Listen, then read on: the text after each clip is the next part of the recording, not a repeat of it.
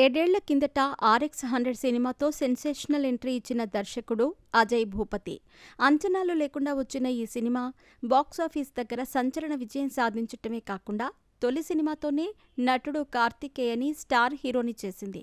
అయితే ఈ సినిమా అనంతరం అజయ్ భూపతి దర్శకత్వంలో వచ్చిన మహాసముద్రం ఫ్లాప్ అవగా చాలా గ్యాప్ తీసుకుని మంగళవారం సినిమాతో ప్రేక్షకుల ముందుకు వచ్చాడు.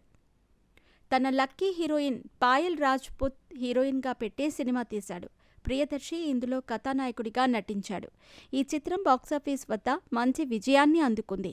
అయితే ఈ సినిమాకు సీక్వెల్ రాబోతున్నట్టు అజయ్ భూపతి ప్రకటించిన విషయం తెలిసిందే. ప్రస్తుతం ప్రీ ప్రొడక్షన్ దశలో ఉన్న ఈ చిత్రం త్వరలోనే పట్టాలెక్కబోతున్నట్టు తెలుస్తోంది. అయితే ఈ ప్రాజెక్టులో శ్రీలీల హీరోయిన్ అయితే బాగుంటుందని దర్శకుడు ఆలోచిస్తున్నట్టు సమాచారం. కాగా దీనికి సంబంధించిన ప్రస్తుతం వార్తలు సోషల్ మీడియాలో వైరల్ అవుతున్నాయి.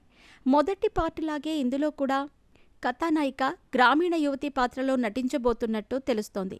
కాగా ఈ ప్రాజెక్ట్కి సంబంధించి మేకర్స్ నుంచి అధికారిక ప్రకటన రావాల్సి ఉంది. మంగళవారం ఫస్ట్ పార్ట్ సినిమా కథ విషయానికొస్తే ఊర్లో ప్రతి మంగళవారం అక్రమ సంబంధం కలిగి ఉన్న జంట భయంకరంగా హత్యకు గురవుతూ ఉంటారు. వారి బండారాన్ని ఓ ఆగంతకుడు ఊళ్ళో ఏదో ఒక గోడ మీద రాసి ఆ జంటను చంపుతూ ఉంటాడు.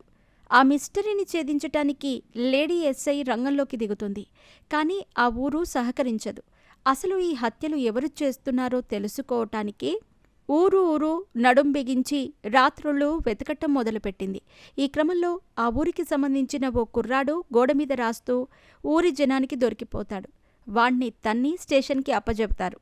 అయితే మరణించిన శవాల పోస్ట్మార్టం రిపోర్ట్ ప్రకారం చంపింది ఆ దొరికిన కుర్రాడు కాదు.